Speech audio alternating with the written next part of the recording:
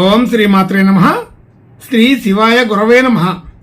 యఃకర్త జగతాం భర్త సంహర్త మహసాం నిధి ప్రణమామి తమాదిత్యం బహిరంతస్తమోపహం.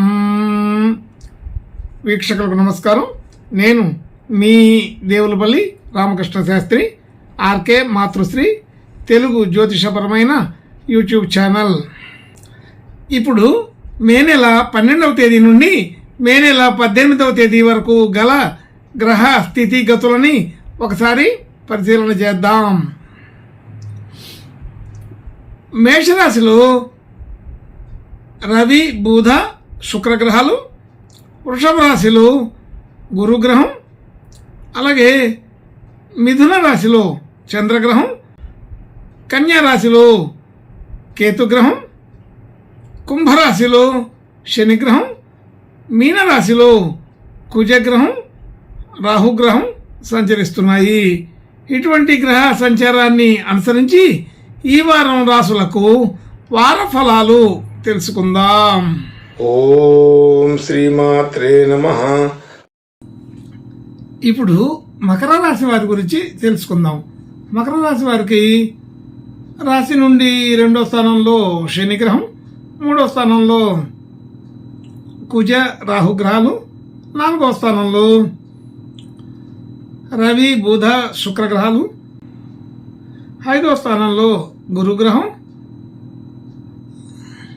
6వ స్థానంలో చంద్రగ్రహం, అలాగే 9వ స్థానంలో కేతుగ్రహం సంచరిస్తున్నాయి.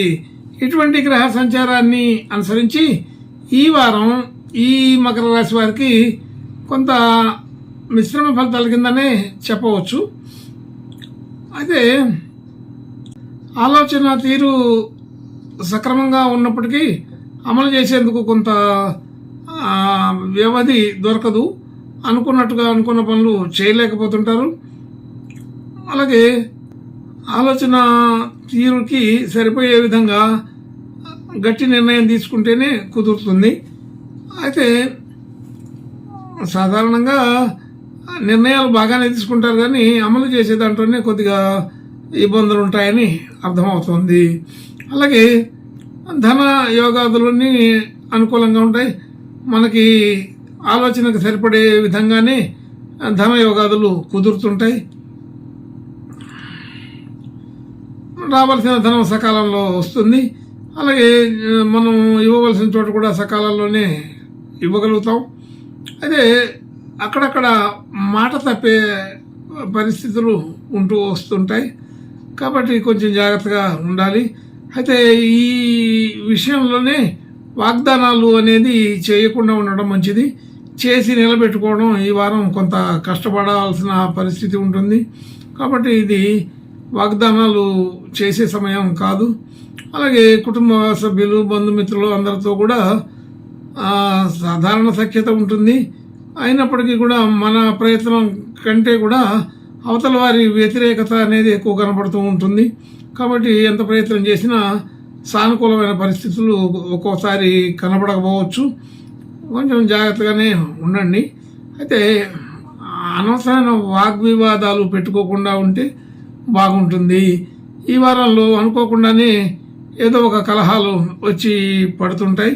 కాబట్టి ఈ మకర రాశి వాళ్ళు ఈ వారం ప్రతి విషయానికి అతిగా స్పందించకుండా ఉంటే బాగుంటుంది.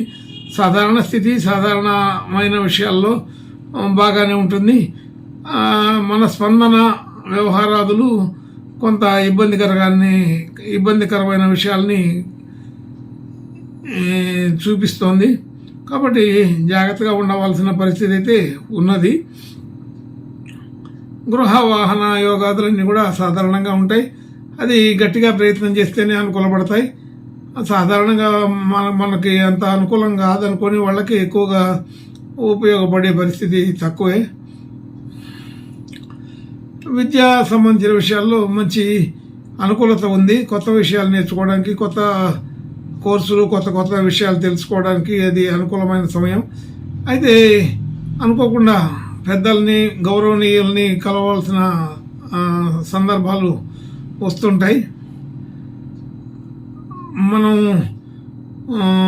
ఎన్ని రోజుల నుంచో ఫలానా వ్యక్తి మీద మనకు గౌరవం గుర్తింపు ఉన్నప్పుడు అటువంటి గౌరవనీయ మనుషుల్ని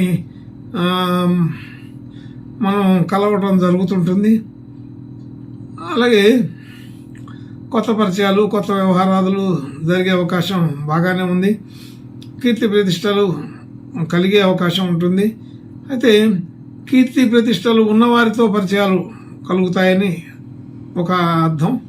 అనుకోకుండా ధన సంబంధించిన విషయాల్లో కొంత మార్పులు చేర్పులు జరుగుతాయి. అయితే అది కూడా మనకి లాభసాటైనటువంటి ఒప్పందంగానే ఉంటుంది. రాజకీయపరమైన విషయాలకి కొంత దూరంగానే ఉంటే మంచిది. సరైన స్థితిగతులు కుదరవు. భార్యాభర్తల అనుకూలత సాధారణంగా ఉంటుంది.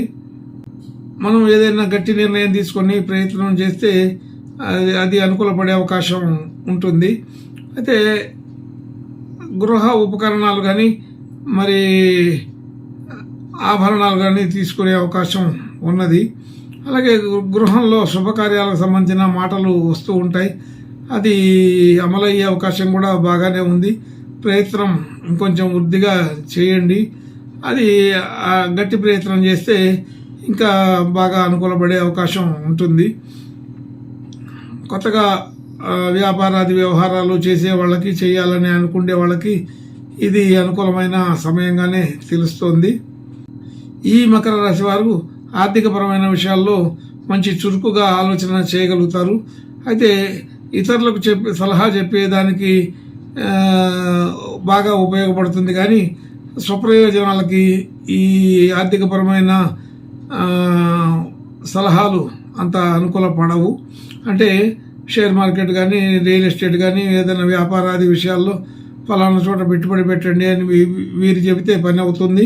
కానీ వీరు చేస్తే మాత్రం అది సానుకూల పడకపోవచ్చు. అంటే అదే విషయం, ఒకే విషయం అట్లా జరిగే అవకాశాలు ఉంటాయి. అంటే మనకి అంత అది అదృష్ట యోగం, అది జూత ప్రక్రియలాగా ఉంటుంది. అది మనకి అనుకూల పడే అవకాశం తక్కువ. అలాగే రియల్ ఎస్టేట్ వ్యవహారాలైనా మరొక చోటైనా మనం పెట్టుబడులు పెట్టడానికి అంత సుముఖంగా ఉండకపోవడం మంచిది.